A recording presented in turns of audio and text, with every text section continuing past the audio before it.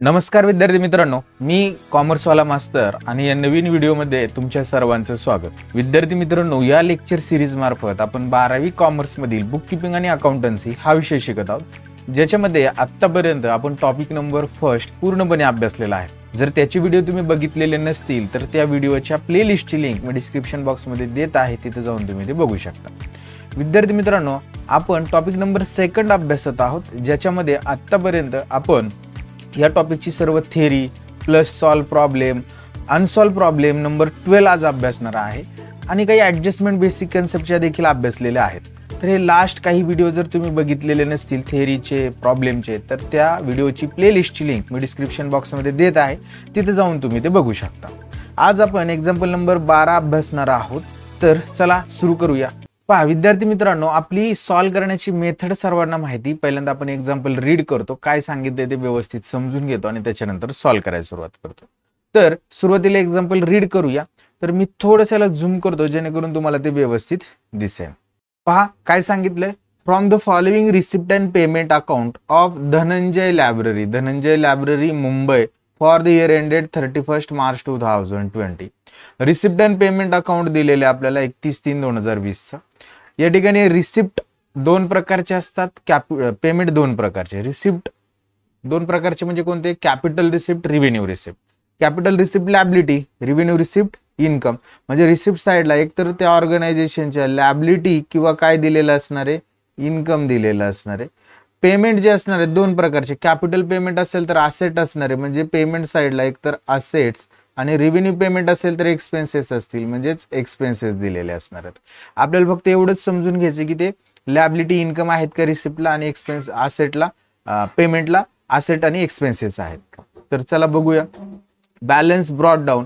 आता या ठिकाणी प्रॉब्लेम मध्ये बघा, कॅपिटल फंड दिलेला नाही, म्हणजे हा जो कॅशचा बॅलन्स आहे आपला हा लास्ट इयर बॅलन्स शीटच्या असेटला आपल्याला लिहावा लागणार आहे। ऍडमिशन फी आपण इन्कमला लिहिणार, सबस्क्रिप्शन इन्कमला, lecture hall hire charges income, miscellaneous income आणि इंटरेस्ट ऑन इन्व्हेस्टमेंट सुद्धा काय करणार आपण इन्कमलाच लिहिणार आहोत। इकडं पेमेंटला बघा, असेट आहे का एक्सपेन्सेस समजून घ्यायचं। सॅलरी हा आपला एक्सपेन्सेस आहे, रेंट एक्सपेन्सेस आहे, इन्व्हेस्टमेंट आपली असेट आहे, स्टेशनरी एक्सपेन्सेस आहे, त्याच्यानंतर इलेक्ट्रिसिटी चार्जेस एक्सपेन्सेस आहे, बुक्स आपली असेट आहे, आउटस्टँडिंग एक्सपेन्सेस 18-19। बघा आता हे मागच्या वर्षीचे पेड केलेत आउटस्टँडिंग एक्सपेन्सेस लास्ट इयरच्या बॅलन्स शीटच्या लॅबिलिटीला दिसत असेल, कुठे लिहावं लागतील, last year balance sheet liability side, आणि बॅलन्स कॅरी डाऊन आपण असेटला लिहिणार आहोत। बघा, you are required to prepare income and expenditure account. त्यांनी काय सांगितलं आपल्याला, इन्कम अँड एक्सपेंडिचर अकाउंट तयार करायला सांगितले for the year ended 31 March 2020 आणि balance sheet as on that date म्हणले, बॅलन्स शीट सुद्धा बनवायची आहे। आता त्यासाठी खालील इन्फॉर्मेशन दिलेली, following information is also made available to you. त्यांनी बघा या ठिकाणी एक तारीख दिलेली 31/3/2019, ही ओपनिंगची डेट आहे आपली। कशाची डेट आहे? ओपनिंगची। या डेटला library had following asset also, लायब्ररीकडे खालील असेट होते असं ते सांगतात। तर कोणकोणते असेट होते बघा, लायब्ररीचं बुक्स होते 50,000 रुपयाचे, तर ते बुक्स आपल्या असेटला लिहिणार आपण। फर्निचर होतं ते पण आपण असेटला लिहिणार, आणि मशिनरी होतं ते पण आपण असेटला लिहिणार। याची आपल्याला एक वर्किंग नोट करावी लागणार आहे, कॅल्क्युलेशन ऑफ कॅपिटल फंड। आपण लास्ट इयर बॅलन्स शीट बनवणार ओपनिंगची, त्यालाच आपण ओपनिंगची बॅलन्स शीट म्हणतो। त्या वर्किंग नोटमध्ये आपल्याला बॅलन्स शीटच्या असेटला हे लिहावं लागणार आहे। इथं बघा नंबर 2च्या ॲडजस्टमेंट मध्ये, subscription received in advance 500, income received in advance effect 2 त्या पर्टिक्युलर इन्कम मधून म्हणजे सबस्क्रिप्शन मधून लेस करावा लागेल, आणि हा बॅलन्स शीटच्या लॅबिलिटीला लिहावा लागेल। Number next, outstanding salary ₹1,300 and for rent ₹950। आता सॅलरी आणि रेंट आउटस्टँडिंग आहे, याची इफेक्ट काय, त्या पर्टिक्युलर एक्सपेन्सेस मध्ये आपल्याला ऍड करावे लागतील। हे करंट इयर एक्सपेन्सेस आउटस्टँडिंग आहे, आणि दुसरा इफेक्ट बॅलन्स शीटच्या लॅबिलिटीला लिहावे लागतील। आता आपण स्टार मार्क करूया, आपलं सबस्क्रिप्शन, सॅलरी, रेंट। बघा सबस्क्रिप्शन आपल्याला इन्कम साइडला आहे, रिसिप्ट साइडला आहे, आणि सॅलरी आणि रेंट पेमेंट साइडला आहे, त्याला आपण स्टार मार्क केलं। नेक्स्ट ॲडजस्टमेंट काय सांगितलं बघा, 50% admission fee should be capitalise. आता ही कॅपिटलाइज झालेली आहे, आपण काय करणार, त्या ऍडमिशन फी मधून लेस करणार आणि ऍड करणार आहोत कॅपिटल फंड मध्ये, ऍड करणार कॅपिटल फंडमध्ये. नेक्स्ट बघा ऍडजस्टमेंट काय, furniture is to be depreciated 10%. Furniture 10% depreciated आहे. हे फर्निचर मधून काय करणार आपण, लेस करणार फर्निचर मधून. आणि याचा दुसरा इफेक्ट आपण लिहिणार आपल्या एक्सपेंडिचरला. आता फर्निचर बघा आपल्याला इथे दिलेले बघा त्यांनी, याला एक स्टार मार्क करावं लागेल. आणि फर्निचर परचेस सुद्धा केलेले माझ्या अंदाजे नाही, फर्निचर परचेस असेटला पेमेंटला दिसत नाही, फक्त त्याला एकच स्टार मार्क होईल. त्याच्यानंतर furniture is to be depreciated 10% झालेलं आहे. Library books were purchase. आता बघा लायब्ररी बुक्स कधी परचेस केलेले ते त्यांनी सांगितले 1 एप्रिल 2019. म्हणजे ही जी डेट आहे ही कधीची डेट आहे, ओपनिंगची डेट आहे. वर्ष सुरू होण्याच्या वेळेसच ते परचेस केलेले आहेत. कधीची डेट आहे, ओपनिंग. आणि याच्यावर डेप्रिशिएशन आहे 10%. मग आपण काय करणार आहे, लायब्ररी बुक्स ज्या आहे त्यातून हे 10% आपण डेप्रिशिएशन लेस करणार लायब्ररी बुक्स मधनं. आणि दुसरा इफेक्ट आपण एक्सपेंडिचरला लिहिणार आहोत, एक्सपेंडिचर. मग आपण आता काय करूया, स्टार मार्क करू. इकडे बघा ऍडमिशन फीला एक स्टार मार्क करायचा राहिलेला आहे. त्याच्यानंतर बुक्सला एक इथं स्टार मार्क करावं लागेल. खाली आपल्याला जुने बुक्स दिलेत का नाही दिलेले त्याला ते एक स्टार मार्क करावं लागेल. Then next last investment were purchase. आता इन्व्हेस्टमेंट परचेस केलेली 1/4/2019 म्हणजे वर्षाच्या सुरुवातीला, आणि त्याच्या 20% इंटरेस्ट भेटायचा. तर आता हे इंटरेस्ट जे आहे 20% आपल्याला इन्व्हेस्टमेंटमध्ये ऍड करावे लागेल. इंटरेस्ट जे असणार आहे ते ऍड करायचं इन्व्हेस्टमेंटमध्ये. आणि दुसरा इफेक्ट इन्कमला लिहायचा आहे. दुसरा इफेक्ट आपल्या इन्कम साईडला लिहिणार, इन्कम आणि एक्सपेंडिचर. तर इन्व्हेस्टमेंट आपण जी परचेस केलेली त्याला एक स्टार मार्क करून घेऊया. अशा पद्धतीने एक्झाम्पल समजून घेतलेलं आहे. आता काय करायचं, आपण सॉल्व्ह करायला सुरुवात करायची. फर्स्टली आपले रिसिप्ट साईड ट्रान्सफर करूया. ट्रान्सफर करण्याच्या अगोदर आपल्याला एक लास्ट इयरची बॅलन्स शीट बनवावी लागणार. मग एक वर्किंग नोट करावा लागेल. वर्किंग नोटला आपण नाव देणार कॅल्क्युलेशन ऑफ कॅपिटल फंड, आणि त्याच्यामध्ये बॅलन्स शीट ॲज ऑन 1/4/2019. तारीख व्यवस्थित लिहायची बघा. बॅलन्सेस 1/4/2019चेच दिलेत का इथं बघा, 1/4/2019चेच म्हणजे 31/3/2019 दिलेत. मी इथं कंसात तीच डेट लिहिली 31/3/2019. यालाच ओपनिंग बॅलन्स शीट किंवा लास्ट इयर बॅलन्स शीट म्हणणार. आणि या बॅलन्स शीटला असेट आणि लॅबिलिटी मेन्शन होणार आहेत. या कुठून येणार तर आपल्याला या संदर्भातले एक इन्फॉर्मेशन नंबर फर्स्ट मध्ये दिलेलं बघा, की इथं काय दिलेले लायब्ररीचे असेट दिलेत बघा. बुक दिलेलं आहे 50,000. मग या बॅलन्स शीटच्या असेटला जाऊया आणि त्या ठिकाणी आपण लिहूया बुक्स ₹50,000. चला बॅलन्स शीटच्या असेटला जुन्या बॅलन्स शीट याला म्हणूया लास्ट इयर बॅलन्स शीट किंवा ओपनिंगची बॅलन्स शीट म्हणणार. बुक्स 50,000 लिहिणार आपण. देन नेक्स्ट बघा पुढे काय सांगितले, बुक्स झाल्यानंतर फर्निचर दिलेले 6,500. फर्निचर सुद्धा लिहूया ₹6,500. देन नेक्स्ट बघा पुढे काय दिलेले, मशिनरी दिलेले 30,000. ते सुद्धा लिहूया मशिनरी. अमाऊंट लिहिणार ₹30,000. देन नेक्स्ट बघा आता काय झालेले, बुक्स फर्निचर मशिनरी ह्या गोष्टी आपण लिहून घेतलेल्या आहेत. आता आपल्याला इथं रिसिप्ट अँड पेमेंटला बघा, रिसिप्ट साईडला ओपनिंगचा बॅलन्स हा लास्ट इयरचा कॅश बॅलन्स असतो, म्हणून बॅलन्स शीटच्या असेटला लिहायचं कॅश इन हँड. आणि त्याची अमाऊंट लिहिणार आपण ₹5,000. देन इकडे बघा ह्याच्यात अजून दुसरं काही नाही. पेमेंटला एखादा एक्सपेन्सेस लास्ट इयरचा पेड केलाय का, तर येस सर आउटस्टँडिंग एक्सपेन्सेस नावाचा एक एक्सपेन्सेस आहे 18-19चा ₹500 तो पेड केलेला आहे. आपण तो लॅबिलिटीला लिहूया कारण तो लॅबिलिटी असणार आहे. या ठिकाणी लिहायचं आउटस्टँडिंग एक्सपेन्सेस. अमाऊंट लिहिणार ₹500. अशा पद्धतीने आपण काय केलेले, बॅलन्स शीटला लास्ट इयरच्या कोणते कोणते आयटम येणार आहेत ते लिहून घेतलेले आहेत. आता ही आपण बॅलन्स शीट तयार केलेली आहे. आता याच्यामध्ये आपल्याला बॅलन्स शीट क्लोज करायची म्हणजे आपण हा कॅपिटल फंड किती येतोय तो आपल्याला समजेल. चला क्लोज करू. बघा याची जर असेटची टोटल बघितली आपण ती येणार आहे आपल्याला ₹91,500 91,500. तेच लॅबिलिटी लिहू ₹91,500 आणि त्यातने ₹500 जर मायनस झाले तर आपल्याला 91,000 ही कॅपिटल फंडची अमाऊंट भेटणार आहे. आणि हा जो कॅपिटल फंड आहे आपल्या या वर्षीच्या बॅलन्स शीटच्या लॅबिलिटीला लिहायचा कॅपिटल फंड. अमाऊंट लिहिणार 91,000. आणि आता ही जी बॅलन्स शीट जुनी तयार केली होती त्याच्यामध्ये बघा हे आउटस्टँडिंग एक्सपेन्सेस होते हे आपण इग्नोर करणार कारण की पेड केलेले आहेत.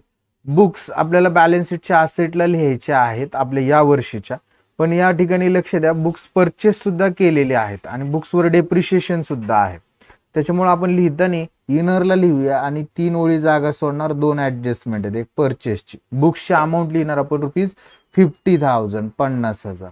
बुक परचेस केलेले आहेत त्याच्यासाठी एक लाईन जागा सोडायची आणि याच्यावर डेप्रिशिएशन आहे त्याच्यासाठी 2 लाईन जागा सोडायची. बुक्स झाल्यानंतर पुढे बघा हे फर्निचर आहे 6500, याच्यावर सुद्धा ऍडजस्टमेंट आहे. हेच आपण इनरला लिहिणार आहोत फर्निचर असेटला. अमाऊंट लिहिणार ₹6,500. फर्निचर झाल्यानंतर मशिनरी दिले 30,000 रुपये. हे सुद्धा आपण बॅलन्स शीटच्या असेटलाच लिहिणार आहोत मशिनरी. फर्निचरसाठी जागा सोडायची. आउटरला लिहिणार आपण मशिनरी आणि त्याची अमाऊंट लिहिणार ₹30,000 30,000 रुपये. आणि कॅश इन हँड इग्नोर करणार आहोत. आपण ही जुनी बॅलन्स शीट ट्रान्सफर करून घेतलेली आहे. आता आपल्याला रिसिप्ट अँड पेमेंट ट्रान्सफर करायचं. बॅलन्स ब्रॉट डाऊन इग्नोर करणार. ॲडमिशन फी आपण इन्कमला लिहिणार बाय ॲडमिशन फी आणि त्याची जी अमाऊंट आहे ती अमाऊंट लिहिणार ₹4,500 4,500 इनर कॉलमला. एक ओळ जागा सोडायची ॲडजस्टमेंटसाठी. नेक्स्ट सबस्क्रिप्शन, याच्यावर सुद्धा ॲडजस्टमेंट इन्कमलाच लिहिणार आपण बाय सबस्क्रिप्शन आणि त्याची अमाऊंट लिहिणारे ₹20,000 20,000. Next lecture hall hire charges आहेत. हा देखील इन्कम आहे. इन्कमलाच लिहिणार आपण by lecture hall hire charges आणि त्याची अमाऊंट आपण त्या ठिकाणी लिहिणार आहोत 4,200 4,200. नेक्स्ट मिसलेनियस इन्कम आहे 250. हा देखील आपण आपल्या इन्कमलाच लिहिणार आहोत बाय मिसलेनियस इन्कम. अमाऊंट लिहिणार 250 250 आणि इन्व्हेस्टमेंट इंटरेस्ट ऑन इन्व्हेस्टमेंट 900 रुपये. हे देखील आपण इन्कमलाच लिहिणार बाय इंटरेस्ट ऑन इन्व्हेस्टमेंट. हे इनरला लिहू कारण की याच्यावर आपल्याला ॲडजस्टमेंट आहे. अमाऊंट ₹900 कारण की याच्यावर 20% इंटरेस्ट ऑन इन्व्हेस्टमेंट भेटायचं आहे त्याच्यामुळे आपण ते इनरला लिहिणार. पेमेंटला ट्रान्सफर करून घेऊया. पेमेंटला बघा फर्स्ट सॅलरी दिले, एक्सपेंडिचरला लिहायचं टू सॅलरी इनर कॉलम आणि त्याची अमाऊंट लिहिणार ₹9,000. एक ओळ जागा सोडायची. त्याच्यानंतर बघा रेंट दिलेले 7,500, एक्सपेंडिचरलाच लिहूया आपण टू रेंट 7,500 इनरला अमाऊंट लिहिणार. Next investment. आता बघा हे इन्व्हेस्टमेंट बॅलन्स शीटच्या असेटला लिहायचं आहे आपल्याला. आपण इनर कॉलमला लिहिणार आहोत बॅलन्स शीटच्या असेटला इन्व्हेस्टमेंट आणि त्याची अमाऊंट लिहिणार ₹6,000 इनर कॉलम. एक ओळ जागा सोडायची ॲडजस्टमेंटसाठी.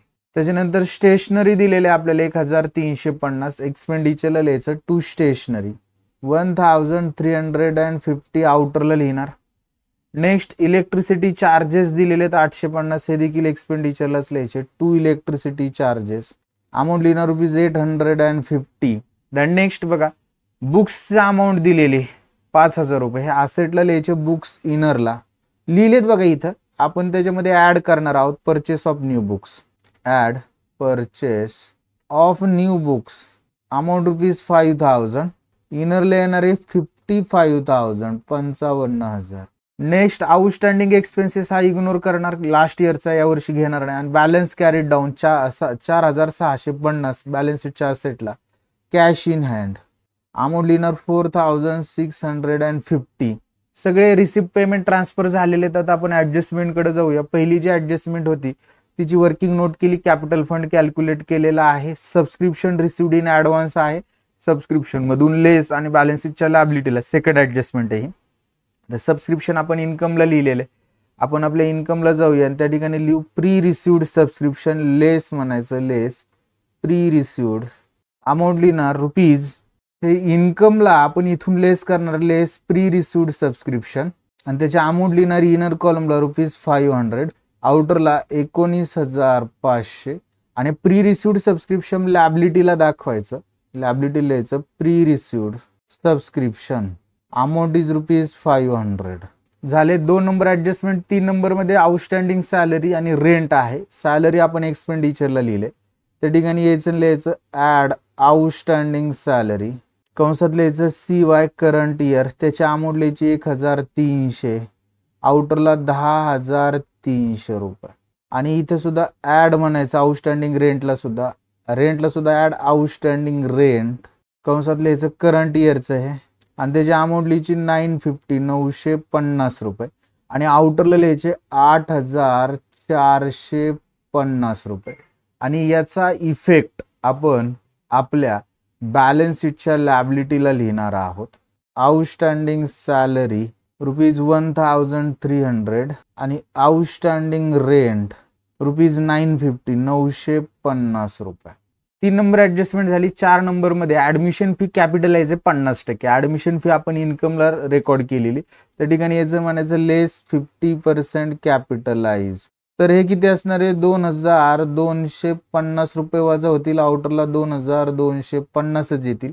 आणि कॅपिटलाइजची अमाऊंट आपल्या कॅपिटल फंड मध्ये ऍड म्हणायचं, ऍड 50% ऍडमिशन फी 2250 इनरला लिहिणार आणि याची टोटल दोघांची मिळून इनरलाच दाखवणार कारण की सरप्लस त्याच्यामध्ये ऍड करायचं. तर ती आहे 93,250 रुपीज. त्याच्यानंतर बघा फर्निचर डेप्रिसिएटेड 10%, फर्निचर असेटला दिलेले आपण त्या ठिकाणी जायचं आणि लिहायचं लेस डेप्रिसिएशन ॲट 10% आणि अमाऊंट लिहिणार 650 आणि याची टोटल आपण आउटरला दाखवणार आहोत 5850. आणि या डेप्रिशिएशनचा दुसरा इफेक्ट एक्सपेंडिचरला to depreciation on furniture, amount लिहिणार 650 रुपये. नेक्स्ट लायब्ररी बुक्स परचेस आहेत 1 एप्रिलला आणि त्याच्यावर डेप्रिशिएशन 10%, म्हणजे बुक्सवर आपल्याला 10% पूर्ण वर्षभराचं डेप्रिशिएशन काढावं लागणार. वर्ष सुरू होते 1 एप्रिलला, त्याच तारखेला ते परचेस केलेले आहेत, म्हणजे पूर्ण वर्षभर ते बुक्स यूज केले. डेट जरी आपल्याला दिलेली असली तरी कन्फ्युजन होऊन जायचं नाही. या ठिकाणी लेस म्हणायचं, लेस डेप्रिसिएशन ॲट 10%. आणि बघा 55,000वर 10% 5,500 रुपये वजा होतील 55,000 मधनं, तर आपल्याला आउटरला भेटणार आहेत 49,500 रुपये. आणि हे डेप्रिशिएशन आपण एक्सपेंडिचरला लिहिणार to depreciation on books, amount लिहिणार ₹5,500. Then next last adjustment investment purchase केलेली 1 एप्रिलला, 1 एप्रिलला म्हणजेच 1/4/2019 ही वर्षाच्या सुरुवातीची म्हणजेच ओपनिंगची डेट आहे. ओपनिंग पासून इन्व्हेस्टमेंट आपल्याकडे होती वर्ष संपेस्तोपर्यंत, आपण संपेस्तोपर्यंतचे महिने 12 महिने होतात. आता इन्व्हेस्टमेंट कितीची होती ती बघूया. आपण परचेस केलेली इन्व्हेस्टमेंट आहे बघा, बॅलन्स शीटच्या असेटला आपण दाखवली इन्व्हेस्टमेंट 6,000 रुपयाची होती. तर आपल्याला हे 6,000 रुपयाच्या इन्व्हेस्टमेंटवर 20% व्याज काढायचे, म्हणजे 6,000 भागिले 20/100 जर केले, हा 0 कॅन्सल होईल, 2 0. आणि हे 60 × 20 जर केले तर 600 आणि 1200 1,200 रुपये काय होणार आहे, याच्यावरचं व्याज आपल्याला भेटणार आहे. पण एक गोष्ट लक्षात घ्या, याच्यामध्ये रिसिव्ड काय आहे का, रिसिव्ड व्याज आहे. तर 900 रुपये आपल्याला रिसिव्ड झालेले दिसत आहेत रिसिप्टला. बघा या ठिकाणी रिसिप्ट जर आपण बघितलं तर इथं बघा रिसिप्टला काय सांगितलंय त्यांनी की इंटरेस्ट ऑन इन्व्हेस्टमेंट ₹900, 900 रुपये भेटलेत, 1200 रुपये भेटायचे होते, त्यातले 900 रुपये भेटलेत, म्हणजे भेटायचे किती राहिले फक्त ₹300, किती राहिले फक्त 300 रुपये भेटायचे राहिलेले आहेत. मग हे 300 जे असणार याला काय आउटस्टँडिंग इंटरेस्ट ऑन इन्व्हेस्टमेंट म्हणणार. मग हे आउटस्टँडिंग इंटरेस्ट ऑन इन्व्हेस्टमेंट मध्ये ऍड करायचं. इन्व्हेस्टमेंट आपण असेटला दिली त्या ठिकाणी लिहायचं add outstanding interest on investment, amount लिहिणार ₹300, आउटरला 6,300. आणि याचा दुसरा इफेक्ट इन्कमला ज्या ठिकाणी इंटरेस्ट ऑन इन्व्हेस्टमेंट लिहिले त्या ठिकाणी लिहायचं add outstanding interest on investment, amount लिहिणार ₹300 आणि टोटल इंटरेस्ट 1,200 आउटरला दाखव. अशा पद्धतीने आपण सगळे ऍडजस्टमेंट केलेले आहेत, सगळे इफेक्ट झालेले आहेत. क्लोज करायला सुरुवात करायची. आपण काय करायचं, आपली अंदाज जर घेतला इन्कम आणि एक्सपेंडिचरचा तर आपली इन्कम साईडची टोटल जास्त आहे. आपण बघूया किती टोटल येते. टोटल येणार आहे 27,400 रुपये, 27,400. तेच एक्सपेंडिचरला लिहून घेणार आपण ₹27,400. आणि या ठिकाणी सगळ्या अमाऊंट वजा केल्यानंतर फक्त 300 रुपये आपल्याला शिल्लक राहतील. याला लिहायचं टू सरप्लस, कंसात लिहायचं excess of income over the expenditure. आणि हा 300 रुपये जो इन्कम असणार आहे तो आपला सरप्लस म्हणून आपल्या कॅपिटल फंड मध्ये ऍड करायचा.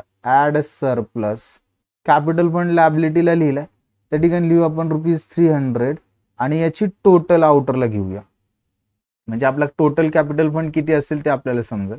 तर तो असणार आहे 93,550 रुपये. आणि जर आता आपण लायबिलिटीचे टोटल केली तर आपल्याला लायबिलिटीची टोटल भेटणार आहे 96,300. आणि तीच टोटल आपल्या असेटचे असणार आहे 96,300. अशा पद्धतीने आपली बॅलन्स शीट आणि हा प्रॉब्लेम आपण टॅली म्हणजे सॉल्व्ह केलेला आहे. आय होप विद्यार्थी मित्रांनो हे एक्झाम्पल तुम्हाला समजलेलं असणार आहे. समजलेलं असेल तर व्हिडिओला लाईक करा. असे व्हिडिओ तुमच्या मित्रांपर्यंत शेअर करायला विसरू नका. चॅनलला सबस्क्राईब केलेलं नसेल तर सबस्क्राईब करा.